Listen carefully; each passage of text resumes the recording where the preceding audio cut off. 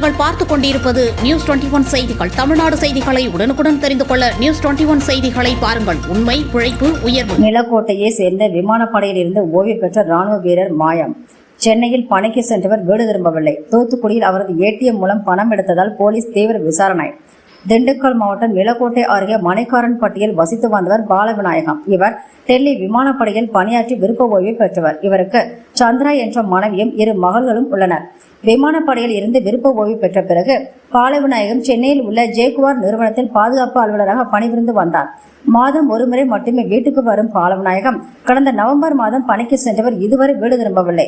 மனைவி சந்திரா மற்றும் குடும்பத்தினர் பல இடங்களில் தேடியும் கண்டுபிடிக்க முடியவில்லை. இதனால் பாலவிநாயகம் மாயமானது குறித்து நிலக்கோட்டை காவல் நிலையத்தில் அவரது மனைவி சந்திரா புகார் அளித்துள்ளார்.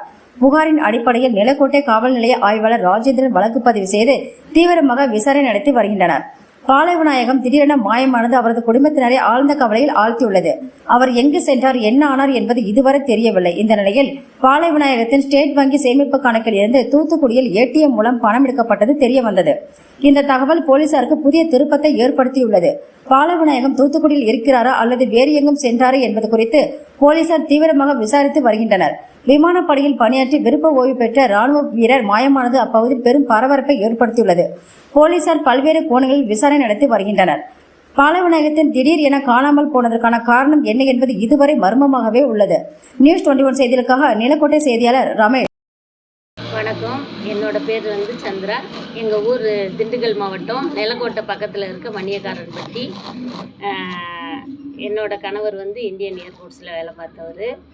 அவர் ஜாக்குவாரில் வேலை பார்த்து ஜூன் மாதம் இங்கே வந்திருந்தார். 4 மாதம் எங்களோட தான் இருந்தார். திடீர்னு 25/11/24 அன்னைக்கு 11வது மாதம் வீட்டை விட்டு போனவரை ஆள் எங்கே போனாருன்னு தெரியலை. அதை தயவு செஞ்சு நீங்கள் கண்டுபிடிச்சி கொடுக்குமாறு கேட்டுக்கிறேன். எனக்கு 2 குழந்தைங்க இருக்காங்க. அதில் ஒரு குழந்தை மாற்றுத்திறனாளி. ரொம்ப இப்போ நரம்பு சம்மந்தப்பட்ட இதில் ரொம்ப முடியாமல் இருக்காங்க.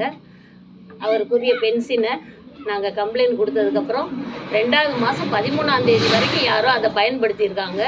அது யாருன்னு தெரியலை. அதுக்குரியதையும் தயவு செஞ்சு கண்டுபிடிச்சி கொடுக்குமாறு கேட்டுக்கொள்கிறேன். உங்கள் வீட்டுக்காரர் பேர் பாலவிநாயகம். எங்கள் ஏர்போர்ட்ஸில் எந்த மாநிலத்தில்?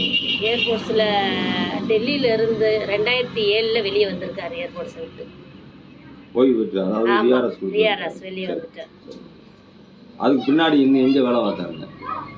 சென்னையில் ஜாக்குவாரில் வேலை பார்த்தாரு. இப்போ எங்கே இருக்காருன்னு தெரியல.